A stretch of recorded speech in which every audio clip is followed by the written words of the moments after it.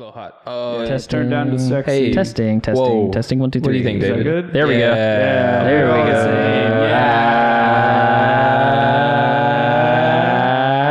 Yeah. What's up, ladies and gentlemen? Welcome to TRIFLIX Cast. Welcome to the podcast that we do on a bi-weekly basis, breaking down things in our industry. What's the industry? Filmmaking, creative entrepreneurship, all that stuff. But why is that? Why do we get to talk about that? Because we own a creative media studio based in Columbus, Indiana. We do like websites, mainly videos, almost entirely videos. We do some photography, do some advertising, some marketing, a little bit of all that. So we see a lot of things. And when we see a lot of things, we learn a lot of things. And those are things we'd like to share with you today. Cole? I kept thinking you were asking me questions throughout that process, and then you just answer yourself. You're like, what do we do? And I'm like, and you're like, and yeah. Well, I've learned not to give you softball answers anymore because you give me one-word responses. I was going to try to do better tonight, and you didn't give me the opportunity, so now I'm sad. Well, maybe we're not allowed to improve. Yeah, you gotta about that. You gotta not allowed. Earn your improvement. That's fine. All right, it's on. So what are we talking about today? I think last time we talked about ending on Neanderthals. Neanderthals, yeah. Neanderthals. What does that have to do with the filmmaking industry? Are you sure you want to ask me that question? No, it has nothing to do with the film industry. It was just a riff? It was just a riff because you said, what are we going to talk about next time? And we had nothing planned for next time. So I said... Actually, Neanderthals... Oh, here we go. We're the first. Hey, hold on. Before you say this, he had to look it up. He didn't know what a Neanderthal was. I had to tell him. Okay. I took... now I don't remember the class. Anthropology. I took anthropology in college, so I aced that course, by the way. And that's relevant to filmmaking because... Because education is important. That's exactly what I was going to say. I'm not. Yeah. Well, because knowledge helps to construct a story. How about this? Rule of thirds. Anthropology. Let's go. All right, David. Boom. Switch to a shot of you right now. All right. You see David? You see his face? We're doing something called rule of thirds. Now, in anthropology, the thing above the shoulders and the neck is called the head. And in rule of thirds, we want at the center. We want that subject to be a third over in the shot. See, anthropology is useful for filmmaking. Boom. Neanderthals had heads. It's all related.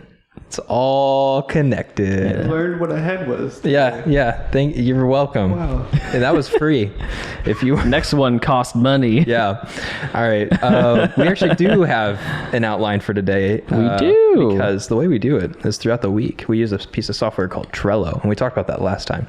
And so listen to that episode if you want more information. Yeah, listen to that if you want to learn about project management. Yes. Well, we use this little piece of software and we write outlines for our podcast the week leading up to it. Anytime we got an idea and we're like, hey, let's talk about this, we just add it to that list. And now we're going to go through some of those things with you today. Starting with NFTs, non-fungible T's. Non-fungible transactions. Hey. Now, can you tell me what that means? Oh, I would love to, but I don't really know. Last week, we talked about Dogecoin, Bitcoin, and a little bit of crypto art. All of those things, I believe, run on a system called NFTs or non-fungible transactions, and that's a public ledger. So it runs off of, so we talked about blockchain, so we won't get into the details of that, but it runs off of that basic system of... Bitcoin's the one I'm going to use. Obviously, it's based on all of the different platforms, but that Bitcoin blockchain platform is what this is based on. NFT is specifically the part that is there's an original actual piece of something that is digital, and that continues to get tracked as it goes from owner to owner. So if Tristan here makes a video and he goes, you know what, I want to sell this online. Instead of going, I'm going to sell this, and he puts it up and someone just copies it over and over again, and no one knows the difference between his version and everybody else's, Tristan can go on and use a process called minting. And that is where you would actually take that piece of digital content and turn it into your original artwork that is online and purchasable, but it is trackable. So Tristan is the original owner. That will never change. So once he puts that up, everyone will see that Tristan Watkins, he owns that piece, and he can sell it to John Smith, and it'll show that second ownership is John Smith. That's his now. Yeah. And that goes down the line. So it's just like trading physical goods, but there's that ledger online that shows this is where it came from. This is who owns it now. And the other cool part about that is whether it's a piece of music or graphic art or, a video, or maybe it's an asset, whatever it might be. If you sell it the first time, you can actually attach a commission to it. And every time it gets sold down the chain, it's like first time you'll make 100% of your profit. And then the second time it gets sold, when you're not involved, you still could make whatever percentage that you pick for a commission. So as that good gets sold on down the line, you make a commission every time. That's cool. So it's just a really cool way to be able to sell things online that are in limited quantities. Yeah. So last week we brought this up because of the idea of crypto art, and real brief, crypto art is just the idea of you create digital art, and right now anybody, like you said, could copy paste it and steal it for the most part. And then NFTs, he was just, after that podcast, you did a little bit of research on your own and you came to the understanding of NFTs and how that worked. So you're just breaking down the backbone of crypto art and a lot of other non-fungible transactions that occur. And that, like you said, that could be a number of things, whether it's actually art or assets. And assets are just tools that, like digital tools that you would use to make something. The part of it that I thought was really cool. So I don't know if we talked about this on the last one, but there's a DJ that sold experience packages, plus his new album specifically on that platform, which from what I understand, there's multiple different websites that you can view this content on. So there's different libraries and of course it's just sourcing from that market, but it gives you the ability to buy from there. And he just put out like, hey, you can do like a backstage experience, or you can come to my house or whatever. And there were all these levels of things that he had, and then like a limited quantity of his album. He raked in like a cool $11 million off of this. Yeah, just cool. Yeah, just done. Yeah. So, because there's like there's this like mystique around it where people, there is no like market to be able to go, oh, this should cost this. And so everybody's going, oh, okay, well, whatever. Like, this is a big deal, and I'm going to try to invest now, thinking it might be worth money later on.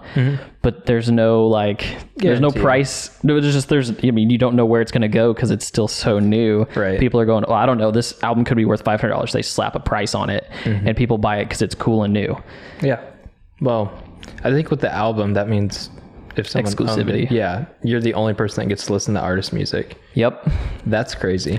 It feels like Supreme, but for nerds. Yeah, no, for sure. Because think about it, it's like this goes back to anything like Louis Vuitton. What makes it popular? I mean, what's part of it, right? It's the exclusivity of it. Yeah. It's to be able to say, I have something that a limited number of people have. Right. And I think that's the draw of it. It's to say, hey, I bought this album and I blew a ton of money on it, but I'm one of 5 people that own it. Yeah. I mean, I guess that's like why I don't see the draw to it, because I don't understand Supreme. It's like, why would I pay $2,000 for a brick or a crowbar? Yeah. Or like whatever, whatever they slap their logo on that week. Yeah, but it's yours and there's like a limited amount. So I don't know. I think that just goes to show how much disposable income none of us have. Right. Well, even if I had it, I wouldn't use it necessarily on that. I mean, maybe if it's an artist like you really like or really believe in, and one day they'll make it, and then it's like an investment. Sure. That's happening a lot. Yeah. But I mean, there are certain artists that I just really appreciate, and it's like, well, there's only 10 of these going to get released, and if I could have that, it would mean a lot to me. There's just little things like that I could see value in, even though it's not necessarily what I would do. Yeah. Well, I think it has more future possibilities than anything. Now the market's got to kind of like figure itself out, see where price points need to be set, where, where's your entry level and where your big buyers at. I mean, it's about figuring out what that market looks like. And then I think over time we'll see it'll be a good opportunity for people to be able to sell goods that way, in a way they couldn't. I mean, somebody who makes physical art, it's easy, right? You make a physical art, you make a name for yourself, and then you sell those pieces, and those pieces, have their original, I mean, it lives out in the world. But it's like, how could you do that with somebody who is making Photoshop art for 20 years, And you're like, what do? You can't just you could sell somebody a file, but then that file is completely transferable over time, and there's no trackability. So there's no value to it. Now we've just added value to that, which is kind of insane. Oh, yeah. Art's changing. Yeah, but it's cool because especially for somebody like us, I mean, if we were able to make something down the line that made sense, you know, I mean, with popularity or, you know, some clout behind it, we might be able to, you know. Dude, that David dancing gif. The Christmas gift. His Christmas dancing gif. I say we put it up, man. Yeah. I think it only costs 10 people can own it. Only 10. Yeah. It does cost money to mint. Yeah. It's like $50 or $60. Yeah, there's a whole application. Only select people, like you have to show that you're a dedicated artist or like dedicated to something, and that you will continue to bring value to NFTs, because the idea of NFTs isn't cheap either. Right. It's very, I don't know, it's difficult to replicate, and that's what helps maintain the value, because that's, I mean, what we talked about, like with Bitcoin, it's an expensive practice because it requires a lot of electricity to run computers to generate these numbers, right? Yeah. Or I'm wrong. I don't know. Yeah, the process of like doing Bitcoin mining consumes too much energy, and it's kind of a big like environmental argument at the moment whether or not it's worth anybody's time. Oh, we're just heating up the ozone with all them GPUs. but it's going to get more efficient. It's going to get better. Why? Because technology always evolves. And that brings me to what I want to talk about today. ARM chips. ARM is super cool. Why is it cool? Because it's like a normal CPU and a normal computer, but teeny tiny like in your phone. So the question is, why would you use a larger CPU? Because it's more powerful. But what happens if the tiny CPU, the little itty bitty computer, is just as powerful or just as efficient? If it's maybe more efficient than the larger one, but then all computers will start to use these little ones, and then they'll probably take that technology and apply it to bigger ones. And it's a really cool concept that makes electronics more efficient, it's faster, and you can fit it in a smaller profile. So last week, 2 weeks ago, we talked about phone storage and why 512 gigabytes is stupid. And if you need 512, it's because you're bad at data management. I've been ready for this all day. Asus ROG phone is coming out, and it's the second gen. And I don't advocate the phone at all, but it brought up a really good idea that I kind of forgot about. It was a really big concept about 4 years ago, and that is called docking. And it's where you take your phone and you plug it in, and you use that as the main hub. And you have peripherals like your keyboard and your mouse, and that all goes into this dock. And now your phone is the equivalent of a computer, and you can like use a bigger monitor, and you can use all these things. So why would anybody need 512 gigabytes? Well, if your phone has an ARM processor that is running at comparable speeds to a computer, then it's just as good, right? Well, it doesn't have a graphics card. Well, they have external graphics cards. A graphics card is the thing in the computer that helps it process video encoding and doing a lot of other very important things for creative people like us. So you get your external GPU, you plug it in your phone, or actually you plug everything into a dock and you just put your phone in it. That would do all the processing. You could have external storage, or you could just have 512 gigabytes installed on the phone. I didn't think this was going to be possible for a very long time because I'm a skeptic. However, phones are getting really good, considering the same processor that is inside of your iPhone. If you have a new one, it's going to be the same processor that's inside of your MacBook. And MacBooks are really nice. So that's interesting. That is my spiel of why phones may not necessarily need more storage, but if they get more storage, it's not because you're bad at managing things. It's because that's going to be the new substitute for your computer. So my first question is this. Tristan and I have been talking. He wasn't going to give me the details because I knew I was going to debate him. So my first question is, so like, has anybody else confirmed? So you have confirmation that this ROG phone from Asus, it supports external GPU? Oh, no. Like, I'm not advocating. Like, when I started this, I said the Asus ROG phone is out. Right. And it has docking. And this is a feature other phones have had in the past. It's nothing new. But they designed these phones specifically for gaming. And what does that mean? It just means they overclock their CPU. It comes with a cooler that you can put on the back. It's over the top. It's over the top. Yeah. And that triggered the idea to me is like, oh, people still are pushing for this idea of using their phones for more than just being a phone. In the same way, we've combined cameras and calculators and art applications and pens, stylus pens, and like we've combined this all into the phone. It's like, well, what's the next thing? Well, maybe it's just bridging the gap between mobile and computer. And that's something we've seen Apple do with their new iOS updates of everything that's on the App Store for mobile is now accessible for desktop. So there's just a lot of ideas that are out in the ether of the tech industry that to me are just, it's like a bunch of dots, and I'm just trying to connect them and see where they go. Right.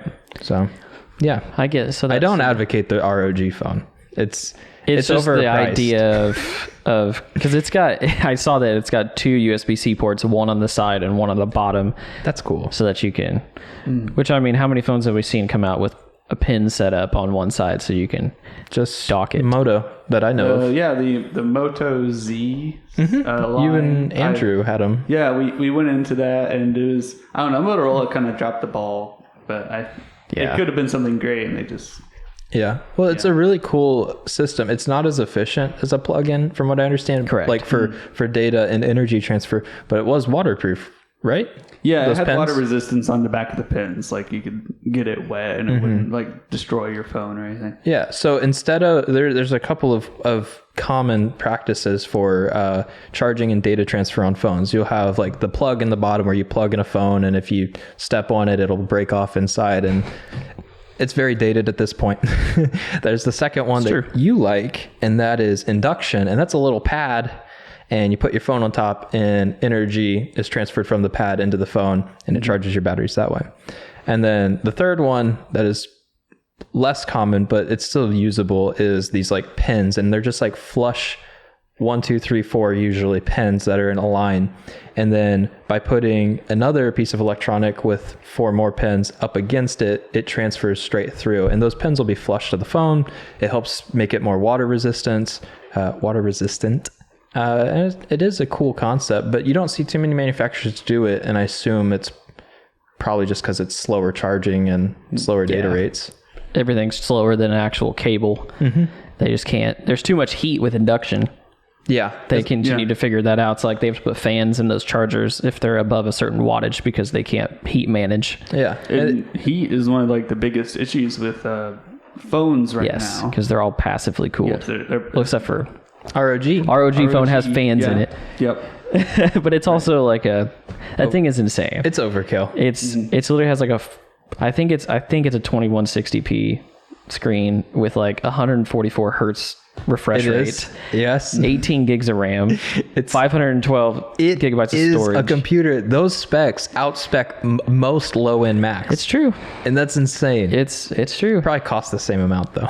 So Samsung, since maybe like Note 9, I think, which was like 3 or 4 iterations ago, they've had a secondary part of Android that's called Samsung Dex.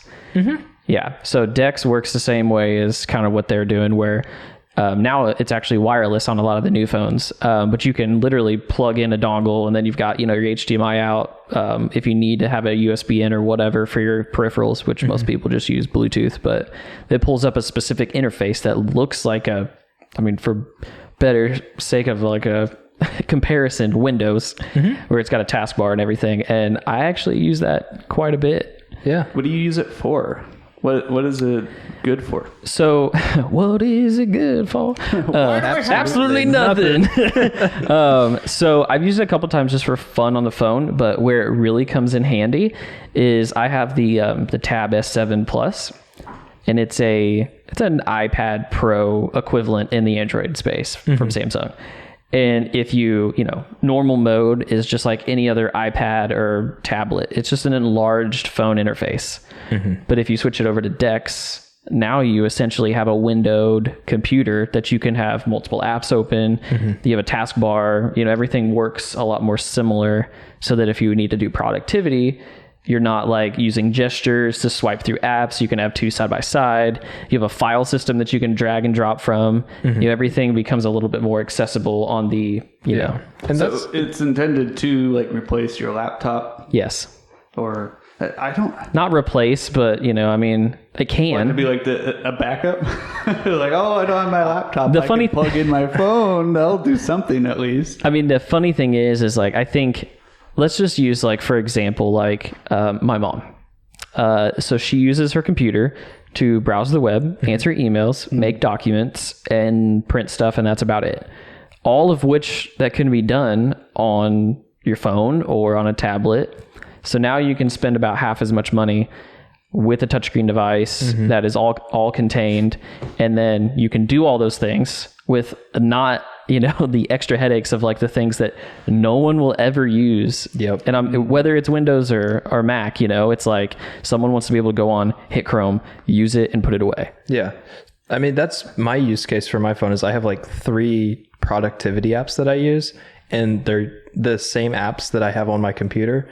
So for me, unless I'm doing a video edit or playing games, those are the only 2 things that are graphics intensive. If I just had a good CPU in my phone and I could dock, why not? I mean, then you have the option of external monitors. And for a lot of people that work in was a white collar job, like a place where you go in and you sit at a desk for 8 hours a day whenever COVID's not around.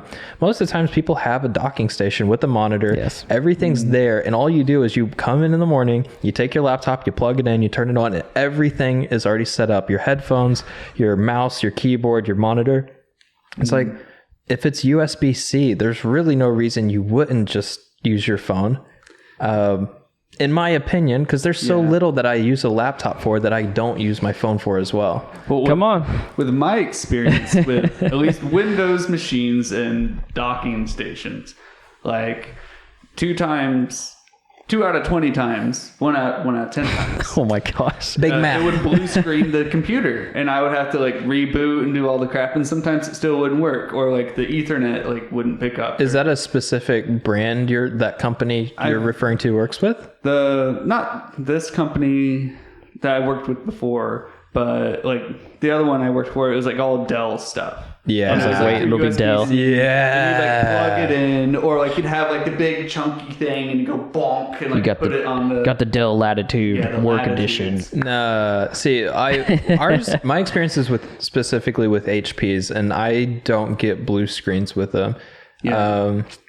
I'm trying to think sometimes you will get weird things like Ethernet, like the USB-C transfer rate is lower. And we see that with my Mac occasionally with the dock system. So like there'll be a bottleneck somewhere, whether that's data or power or something. But I mean, I'm not saying this is not the present. I'm just saying looking towards the future. Right. Oh yeah. CPUs are going to get more efficient. Put it all in one device and then you're done. Yeah. You carry your computer with you.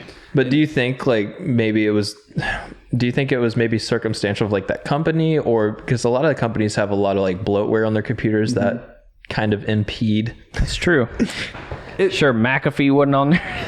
I think like the technology, it's just not there yet. But like if you think about it, when it comes to like things with computers and phones and stuff, usually Apple's like the company to be like, all right, we've like perfected it, and here you go, you can have it. I don't think they've ever made a dock for their computers, have they? No, they haven't. And I feel like there's something like fundamental about the concept of docks. You know why they're not making a dock?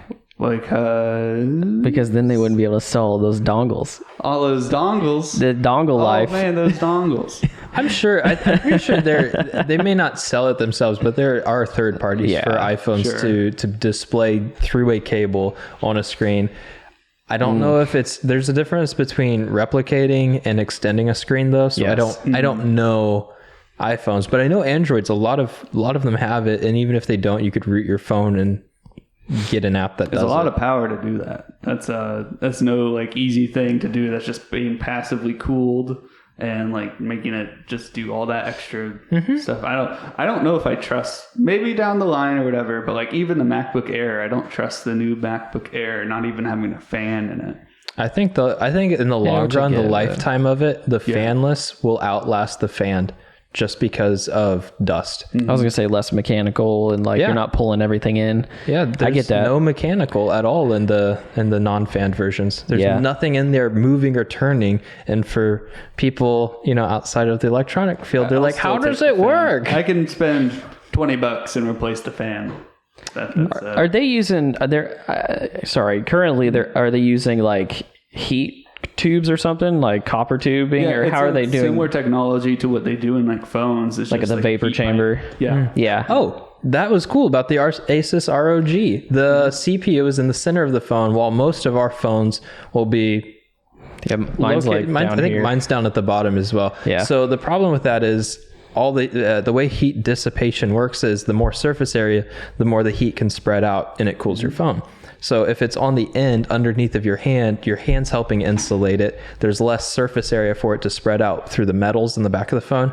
But with the Asus, it's in the middle, so it can spread out both ways, and your hands are off on the side anyway, so less insulation overall. And that was a cool innovation. I don't know if too many companies have done it.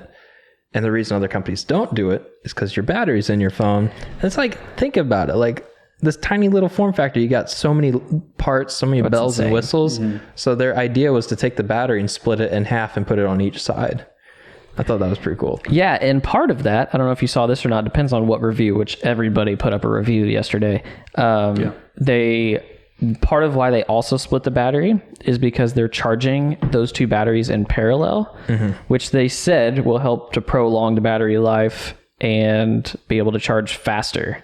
I'm not like an electrician, so I don't, somebody taught me at one point the difference between parallel wiring and the other one, but there's a benefit to it is why they did that too, which like my phone has two batteries, but it's because they split them between both sides. Yeah. We're at the limits of my knowledge on this phone that I care little about, but I get it. No, I understand. But I get what your concept is. My understanding was that this something to do with the battery configuration actually reduces the lifespan of the phone, because basically it's the same way you write to a disk. The more times you write to a disk or storage, the more it deteriorates because you're constantly overwriting itself. And the way batteries work is if you fill it up and then drain it back down, and then fill it up and drain it back down, the more times you do that, it reduces the lifespan of the battery. Right. Cycles. Yeah, the cycles, right.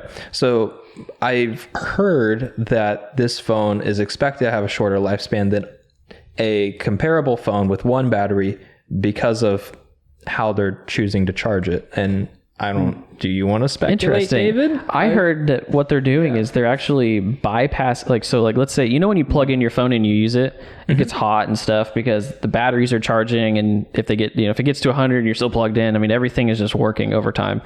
But on the ROG phone, when you plug it in and the batteries are at 100, it bypasses the batteries.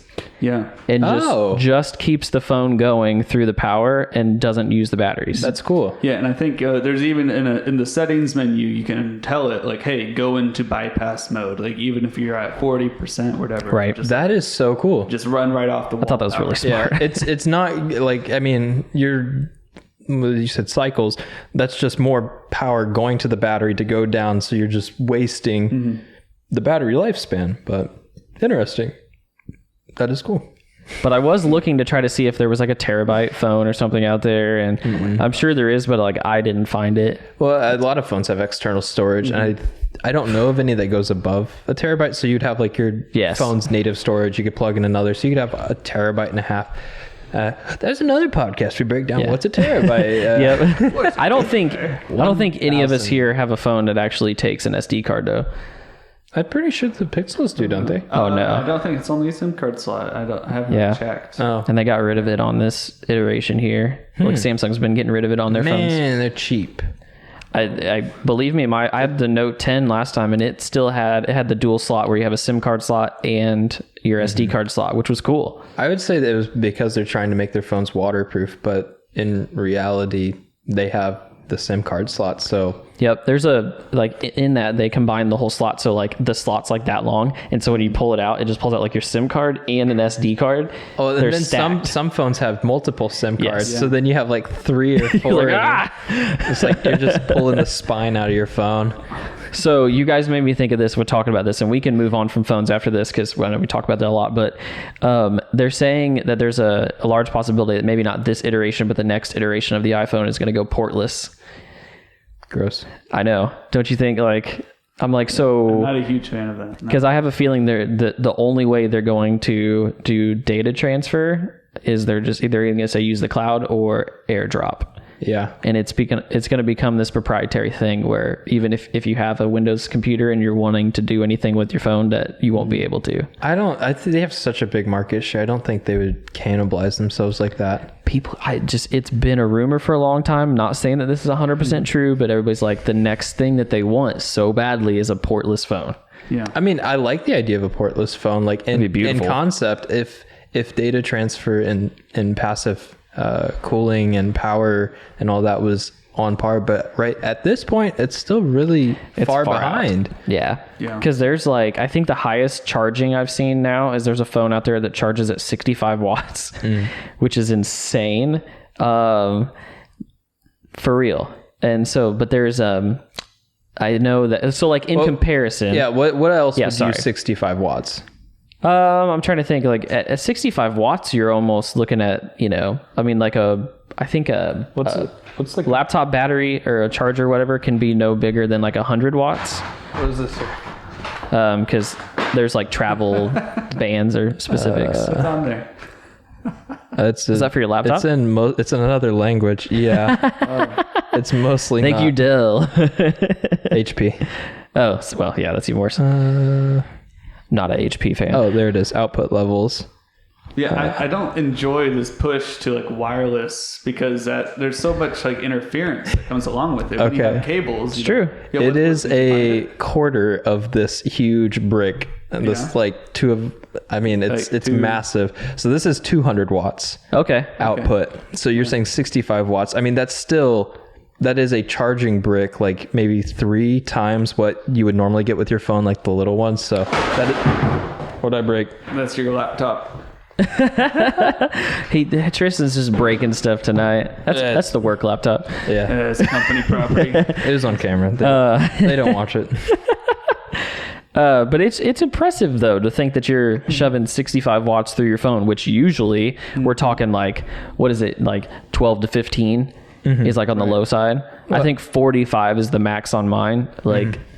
Well, I mean, with laptops, the battery in the laptops usually takes up the entire underneath of the keyboard. They're huge. So that battery, I would say, is probably 8 to 10 times larger than the battery in your phone, and yet the charging output is only a quarter. So it's your phone would be getting a full charge in 10 minutes or so. Just something crazy fast. And that's what they're trying to do. I mean, but the scary part about that is it has to have things built into it. Because what do we all do at night? What's the first thing you do before you lay down? You're memes. Well, okay, sorry. After the memes, yeah, you plug your phone in or you set it on the charger. And if it's not intelligently monitoring that and watching it, then it's just I'm just going to blow your phone out every night because it charges in 10 minutes. Yeah. I was watching the Linus Tech Tips video on the ROG phone, and he was talking about how the fast shameless charging. plug. Yeah, shameless plug. Every episode. He really needs it. Yeah, he's struggling there. He invested in the GameStop stock, and then he just made. Dude, it went back up. Oh my gosh. Oh god.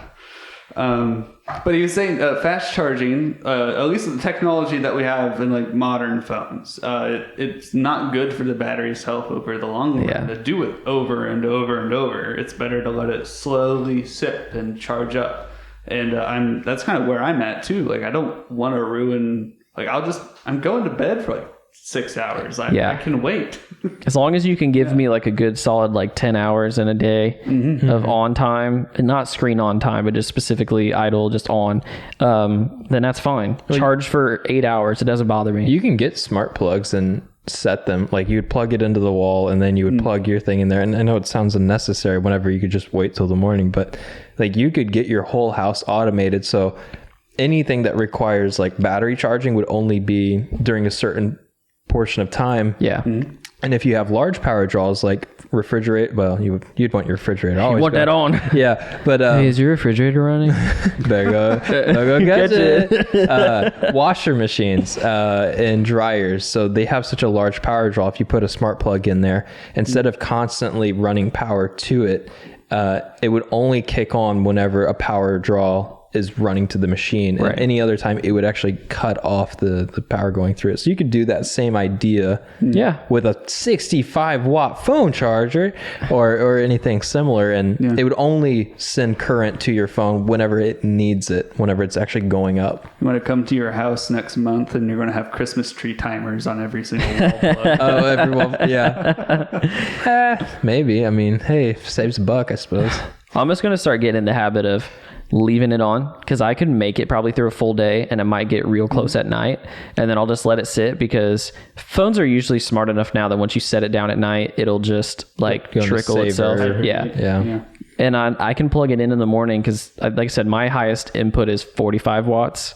And it came with that charger. And so if I plug it in, it'll be done in like 30 to 45 minutes. So if I just let it charge in the morning during my routine, then it would probably be a lot more efficient. But it's getting that habit out of you. I mean, think about how long we've been using phones, and you're like, at night, the first thing, oh God, I gotta plug it in. Dude, if we don't change subjects, we're going to have to call this the phone podcast. I know. Come on. Okay. David, pick another. Yeah. You pick the next one. Well, I put a couple on here. Okay, that's fine. Pick one of yours. So we talked about AI a couple, was it last podcast, 2 podcasts ago? Super scary. Cole's crapping his pants about AI. That's scary, man. Old man. I'm scared. There's a new Skynet. Did we ever talk about deep fakes? Because deep fakes leads into what? I don't think we haven't talked about it at all. I don't think we've brought up deep fakes, but you want to talk about deep fakes? So deep fakes, since it's really relevant to us because we do a lot of things with videos, and the idea behind a deep fake. What? We're doing it now. Right now. We're on video right now. Look, you're there. Now Tristan. We're going to confuse people on what a deepfake is.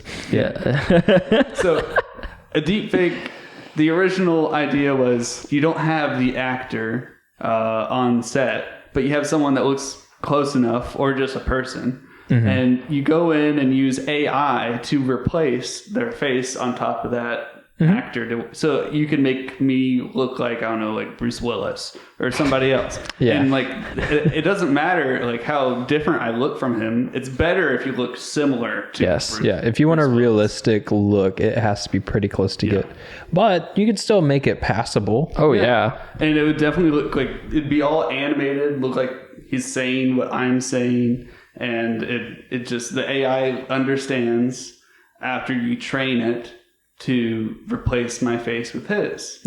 And that's been something that's like exploded on the internet for a couple of years. I think Tristan was one of the first people to tell me about it. I love all of this stuff. I love the idea of it, because when it first came out, you have all the naysayers and they're like, oh, it's scary. They're going to make Obama say bad things and Trump and, all the election stuff that comes with that. Yeah. It was all about the same time, wasn't it, when it started to get bigger? It was. But to me, it's not scary, because I've seen VFX work before. One of the least offensive examples I could think of is there's out in Utah, there's the Arches State Park, and somebody did a VFX shot of an explosion blowing up one of the arches, and everybody lost their mind because they're like, they're destroying national property, and they went out and it turns out it was just a big joke. Like, it was all VFX, it was all fake. So when people say fantastic, people are going to replace their faces in videos and make other people say things that are lies and all that, it's like, maybe, but honestly, if you wanted to do that before deepfakes, you could have. Sure. It would have been time consuming. So the reason I think deepfakes are cool is because anybody could look like anything. And why is that important? Because if you're a great actor, but you don't have the face for Hollywood, now there's actually a chance. There's actually a chance. If you are a great voice actor and maybe you just don't have that look, you can look like something else. You can be something else. And I see all of these like creative ways of using it, not just like to tell a story, but to use it to to extend the capabilities of what we're able to present. And those were the first main ideas that came to mind. And I didn't take notes on this because I didn't know we were going to talk about it. But there was a list of other things that I think deepfakes are going to be really cool for. A lot of creative uses. However, one of those creative uses you sent to me recently, and it's just a fun little app on your phone. Tell me about that fun app. So the app is called Wombo. I don't know why they call it that. It's Wombo AI, and it's a lip sync generator where they took somebody performing like a lip sync to a song, and they had a computer like analyze their face and everything, and then you can give it somebody else's face, and it replaces that in the video, and you can like get videos of like Putin dancing to like, I don't know, Lady Gaga song and singing it. And like him just being super expressive. And it looks really good. It does. It looks stupidly good for like what it is. It's only like a 10-second clip. Yeah, it's a free app somebody throws out there, and it's amazing what they can turn around. So just a quick breakdown, because we talked about deepfakes, but we didn't really go into the quick little explanation of how it works. It's not movie magic. You don't click a button. Nothing in VFX world is a click a button and it just works. Buttons. Yeah. With the exception of the 10-second thing you're talking about, like an app. But in those cases, it's not realistic. You can tell it's fake. It's like Snapchat filters, you know what I mean? It's like they're very good at tracking your face and the way that it moves. I mean, like down to the tongue coming out or blinking. That almost kind of goes into the same realm as like the what is it, Memoji? Is that what they call it on the iPhone? Yeah, where you look like a dog or whatever. Yeah, and like the tracking is phenomenal, but it's also very cartoony, and you can tell. The way it works requires tens of hundreds of hours to do. Yes. And what you do is you find a bunch of pictures of somebody online from a lot of angles and a lot of lighting. And then you take all of these images and you give it to this AI, to this piece of software, and you hit run. And it takes all of these photos and these iterations of David Baker's face. I got a ton of photos of David. Oh man, I got a video footage of David, and we've broken down how frame rates work. If you have 24 frames per second, and that's what you shoot on your camera, that's 24 pictures in a second. So you could take a movie, and every second you're getting roughly 24, depending on the movie. Every second of David Baker in a movie, we're getting frames of his face and his angles. And we give it all to this computer, and it looks at all of them. And then it looks at this footage I have of Cole, and it takes David's face. And every time Cole turns his face, it's like, well, it looks really close to this one of David. And it takes that angle of David and puts it on his face, and another angle, another angle. And after 10 plus hours, you have something that looks kind of cool, kind of weird. The face is a little glitchy. After 100 hours, it starts to look really realistic, and it starts to fill in all those spaces. But like he'll have like one big tooth in the middle, so it's like a little weird, a little glitchy. It's close. Every once in a while, his lazy eye will go off to the side, or he'll have these dead-looking eyes, and that's one of the biggest tells for a deep fake is if the eyes just look dead. If you run it for a couple 100 hours to 1,000 plus. Run it over a weekend, over a couple weeks or whatever, then you get some crazy looking results, because it just starts to look so beautiful, so pretty, and so cool, because these things start to look realistic, and it's like, oh, you start to scratch your head. If you look at these long enough, you look at other people in real life, and you're like, that looks weird. Something's off. And you look at real people, and then your brain's constantly trying to figure out, now that you've, it's like the Matrix. Once you're aware of it, you're constantly scanning. You're like, is that real? Is that fake? And you see real people's faces, and it's like, I'm a little thrown off now. Another channel that's relatively small and needs some support, Corridor Digital. They did they did a great recreation of one of the shots in The Mandalorian, because they wanted to, because there was a character that showed up in it that that was CGI'd in there, and they felt that they could do better, and so they did that, and they walked through the whole process, and you could see the deep fake process that they did, and you could see the really crappy deep fakes that the computer was generating as it was learning to make it, and it would just be the actor's face like, like, oh, like a nightmare. Gosh, it's horrible. Yeah, it's a little sketch. Yeah. Tom Cruise seems to be like the guy that they've done the most of.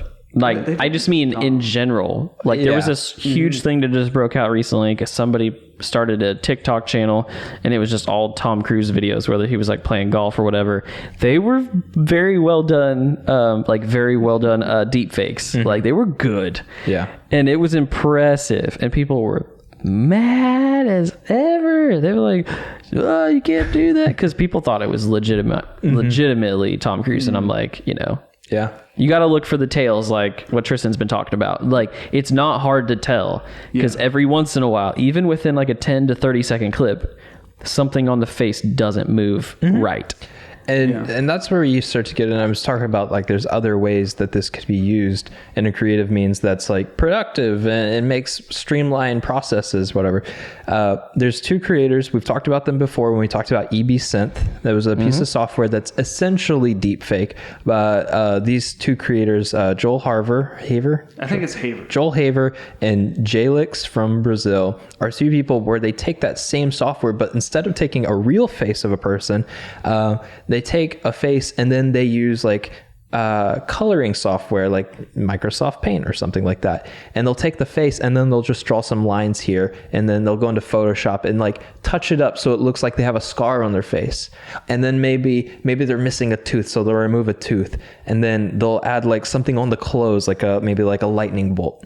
And then they take that AI software that normally would be used to replace the face, and now every shot of them has a missing tooth, a scar on their face, and a lightning bolt. Instead of taking 10 hours of production setup to make sure that everything's practical, you can do something much quicker and let it run over the weekend. You come back in, you check on it. It's like, oh, it looks pretty good. Or, oh, this one looks bad. And you tweak it a little bit. And then that whole time you're able to run off, do other shoots. Maybe you only have an actor for a day. And now, oh, we don't have time to spend like 2 hours in pre-production of like getting the makeup and all this or the costume design. And these little things that you can tweak in post. Maybe somebody has a blemish on their face. Well, now we can remove the blemish and you don't have to cover it up in makeup necessarily. Because even though I think if you can do it in practical, it's always better. Sometimes you don't have time for practical. Sometimes the practical actually hinders the performance more because now this actor has like all this either makeup or prosthetics, monster masks or whatever. Imagine if Snape, didn't have to like have makeup covering his nose. He could have just done his performance. He probably could have breathed a lot easier. He could have talked or whatever. I love this concept of like using technology to make things simpler or allow independent people to come up with really creative solutions without being expensive anymore. You don't need a VFX department. You don't need a prosthetic, cosmetics, and you don't need makeup departments. You don't need costume designs. Yeah. You can have those and it makes it so much better. You see that with The Mandalorian. But now people with very little budgets like TRIFLIX and Joel Haver with like two of their buddies and a weekend of free time can make something over the course of a couple of weeks that looks just as good, or Corridor Digital, they can make something that looks just as good as what Hollywood produces over the course of 6+ months. And that's so cool to me. Oh, it's super impressive. I mean, it is cool to think that even if it was us, right? We could create a world and do things visually that in a world we couldn't do. I love that. The idea of creating a world, and right now we're doing that in Valheim. Yeah. However, we're also I was talking to David, who was talking about how Pixar created their whole world and going down that. So we got two rabbit holes. David gets to pick. Ooh. I feel like as efficiency manager, it's my responsibility to handle the Valheim problem. I like how he coins it as a problem. Yeah. It's not a problem yet. I think I need to step away from the mic real quick so I can go check on my Valheim. Gotta go check on my village. So we've now said Valheim like 8 times. So what's a Valheim? What is Valheim? Is that a camera? It could be. It's the Valheim 5000. No, what type of game is that? It's not an MMO, is it? It's a survival RPG. Would it be an RPG? Okay, so I sent you a video. I sent it to both of you, I think. No one and it watched it. explains how personality dictates what games you're interested in. And then they break down all the games. And this isn't like mumbo jumbo fake science. Like this is 140,000 gamers were polled. And then they were also polled on the big five, which is in psychology, like the main 5 personality traits that most psychologists use to measure their personality. Yeah. And it breaks down all the games. So the cool thing about Valheim, I was breaking it down with like all the styles of games. Valheim is every game. Valheim is an adventure. It is a competitive. It is a creative. It is an exploration. Everything that you could want in a game is in Valheim. And I think that's what brings its appeal. But I want David, what is Valheim? Except for an FPS. It's definitely not an FPS. Well, FPS isn't actually it's a genre of game, but it is not a style of game. Gotcha. Most FPSs are considered competitives. Gotcha. I did not know that. Or power. Power is another genre of game, or another core value of a game. They're called motivations. So when you play a game, it could be any game, but your motivation for playing it is likely similar. I gotcha. That makes sense. Yeah. But David is the one that introduced us to this great game. Yeah, David. What is Valheim? Such a mistake. It was a huge mistake. Having responsibility for like helping you guys get things done. I should have been like, hey, come play this game. Taking responsibility for our at-home relationships. That's what you're doing. Into the first week of playing it. I need you to come explain to my wife while I'm spending so much more time on the computer. That's what I need you to do. It's with the company, guys, honey. It's the greater good. We're Twitch streaming, okay? We're making money. Is it? Are we streaming still? I did it once just for fun. Yeah. I just wanted to see what it's like. Yeah. But anyways, Let's what is it, explain David? this thing What is it? What is Talking Valheim? about it for too long. It's a game based in like Norse mythology. Vikings. Wow, this is a great explanation. Yeah, well, that's where the name Valheim comes from. I'm messing with Valheim. Don't sass me, boy. I'll sass you. A sassy man. Trash.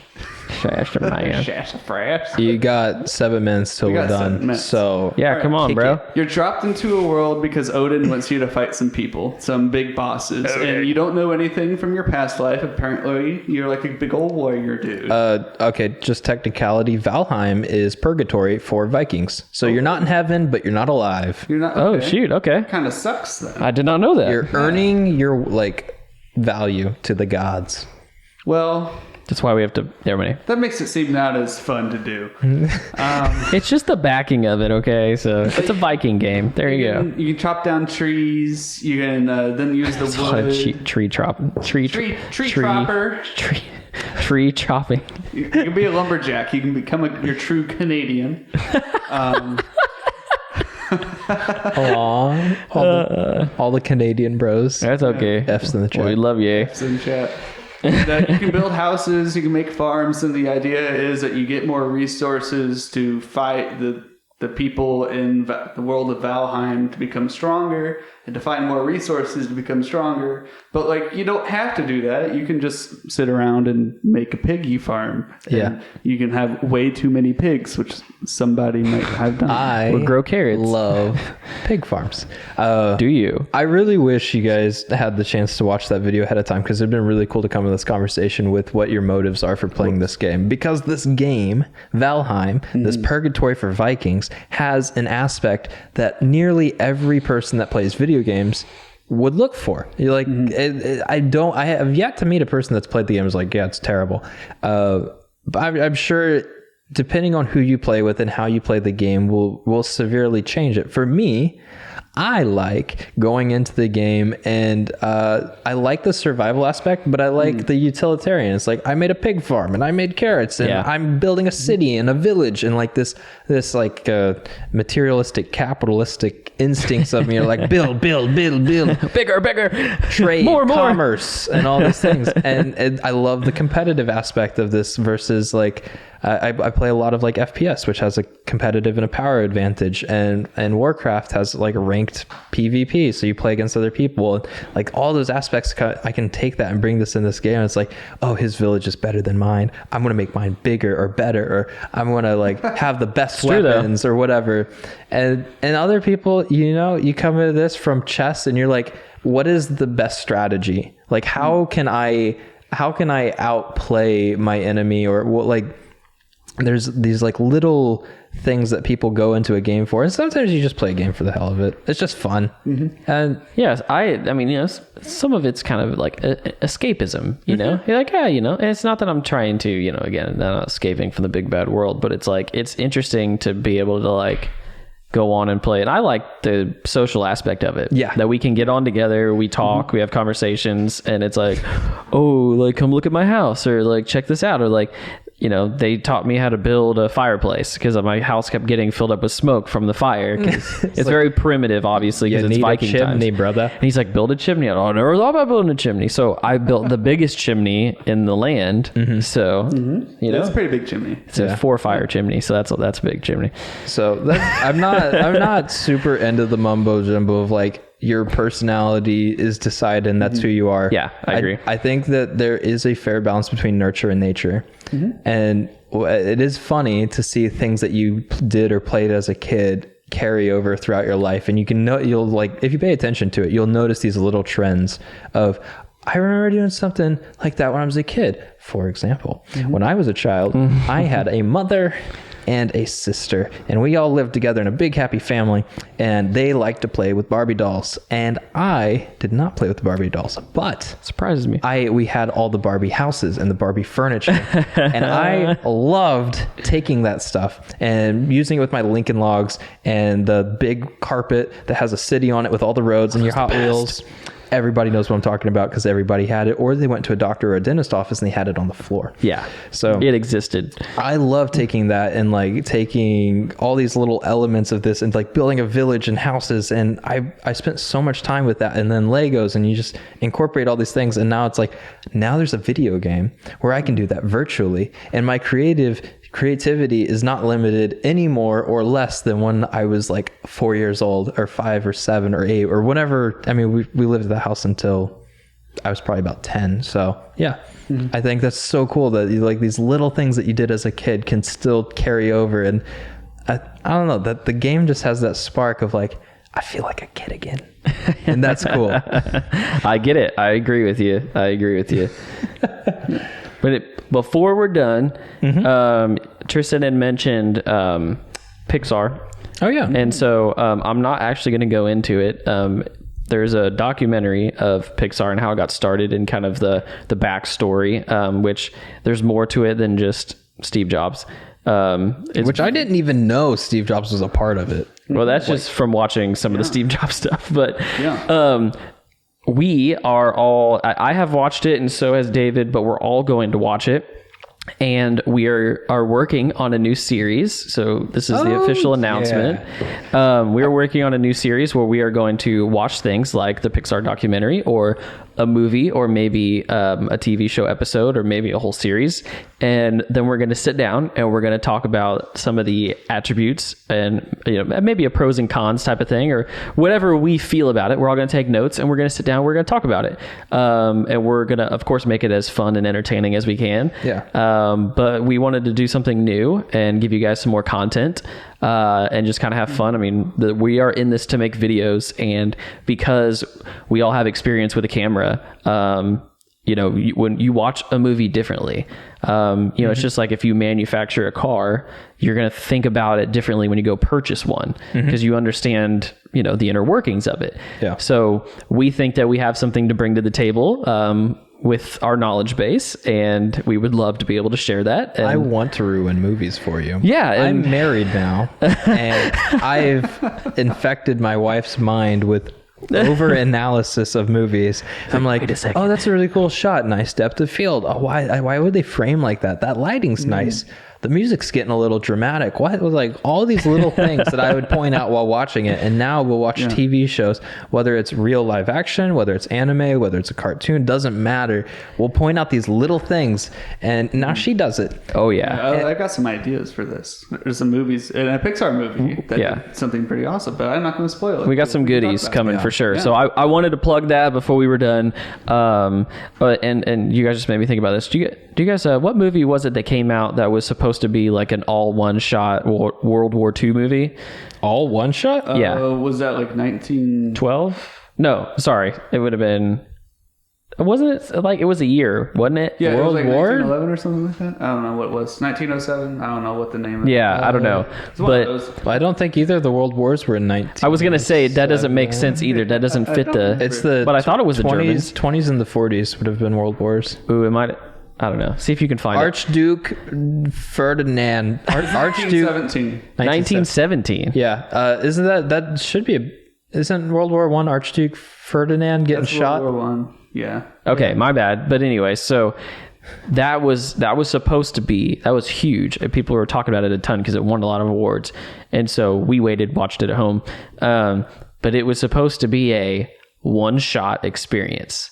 Mm-hmm. But I was watching this movie and I would be going, that's a cut.